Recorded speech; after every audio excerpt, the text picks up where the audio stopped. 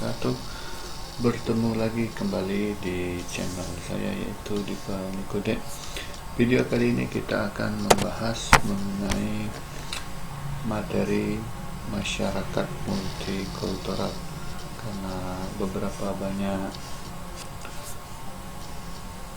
atensi khususnya siswa dan siswi yang akan menghadapi ujian nasional.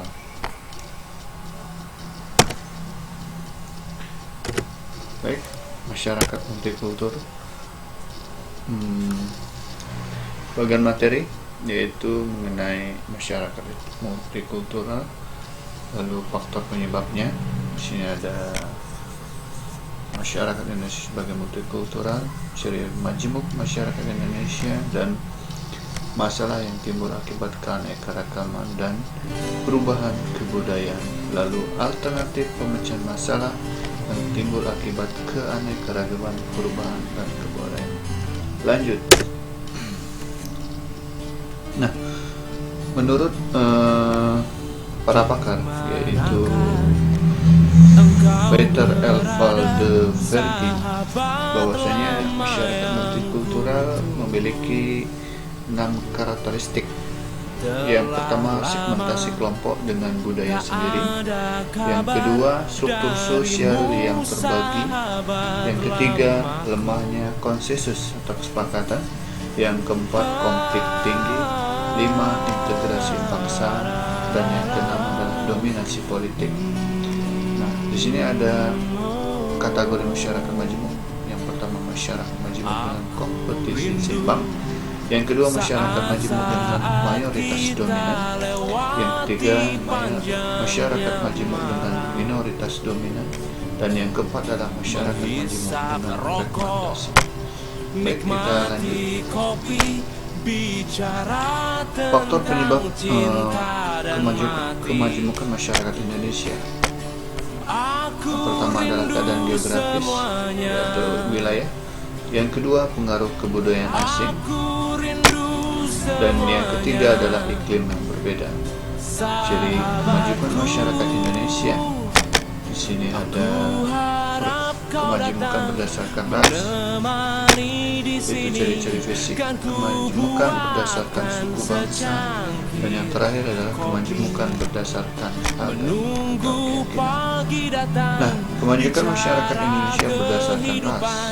Apa itu ras? Ras itu adalah ciri-ciri fisik, rambut, warna kulit, postur tubuh. Nah, ini tidak perlu kita bahas karena memang sudah beberapa minggu yang lalu sudah kita bahas mengenai ras. Kita lanjutkan saja. Ciri majemuk masyarakat berdasarkan suku bangsa atau etnis. Nah, apa itu etnis? Di sini ada dijelaskan ciri-cirinya.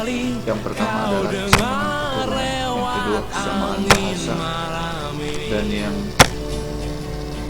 ketiga kesamaan kesenian, dan yang keempat adalah kesamaan kebangsaan, dan yang terakhir adanya gabungan dari ciri tersebut.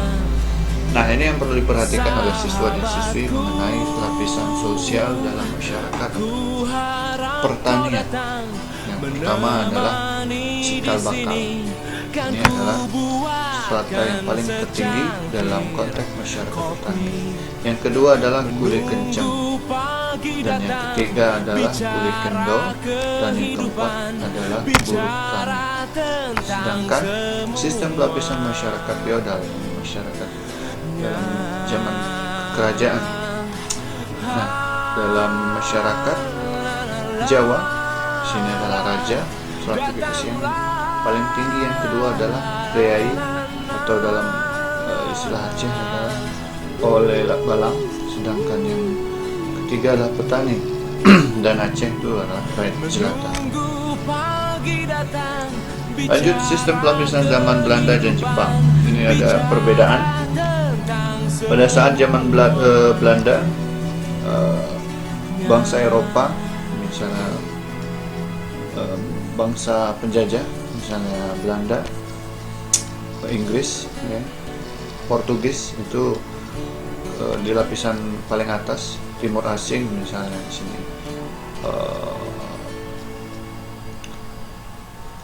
Cina, para saudagar dari kawasan Asia Timur seperti Pakistan, India maupun Arab, sedangkan yang terakhir adalah persen yang terbawah adalah pribumi. Ini adalah sistem pelapisan pada zaman Belanda. Sedangkan yang sebelah kanan saya ini adalah lapisan zaman Jepang. Yang pertama adalah Jepang itu sendiri sebagai negara penjajah pada waktu itu. Yang kedua adalah Bumi Putra, yaitu bangsa Indonesia pada saat itu. Yang ketiga, yang paling terakhir, lapisan yang paling bawah adalah Cina dan Eropa pada saat sistem pelapisan zaman penjajahan Jepang.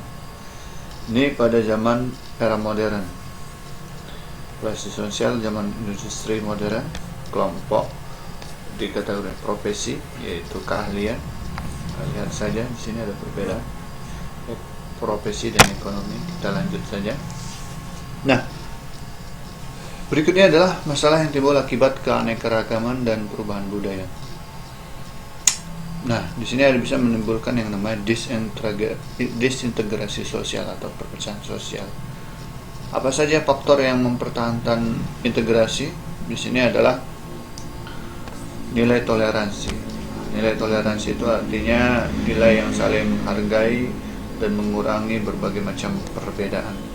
Penggunaan bahasa Indonesia ini adalah bagian dari mempertahankan integrasi bangsa. Lalu semangat persatuan atau patriotisme, ideologi Pancasila, dan yang terakhir adalah rasa senasib dan sepenanggungan. Ini adalah faktor yang mempertahankan persatuan dan kesatuan bangsa. Nah, di sini ada sebelah kanan saya ada disintegrasi sosial. Apa tanda-tandanya? Yang pertama adalah anggota masyarakat tidak mematuhi norma, tidak mematuhi aturan yang ada, baik norma tertulis maupun tidak tertulis. Dan yang kedua adalah timbul ketidaksepahaman, artinya tidak memahami antara satu dengan yang lain. Yang ketiga adalah penegakan sanksi yang tidak konsisten, artinya secara tidak komitmen dengan apa yang diputuskan. Yang keempat adalah menurunnya wibawa tokoh dan pemimpin masyarakat. Ini adalah indikator atau tanda-tanda disintegrasi bangsa. Nah, contohnya apa saja? Contohnya di sini sudah dijelaskan.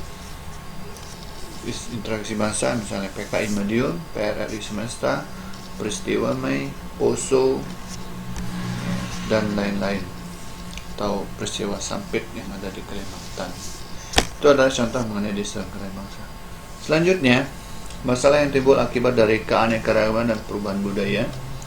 Yang pertama adalah perubahan budaya, mulai dari modernisasi sehingga menimbulkan yang namanya sebuah kemajuan teknologi, bisa benturan budaya bisa budaya lokal dan budaya asing, sehingga menimbulkan dampak yaitu lunturnya nilai lama, gotong royong dan kebersamaan, sehingga yang memungkinkan apa yang muncul akibat dari benturan budaya ini akan menghasilkan nilai baru, ya, misalnya sifat individualistis atau sifat menyelamatkan diri masing-masing.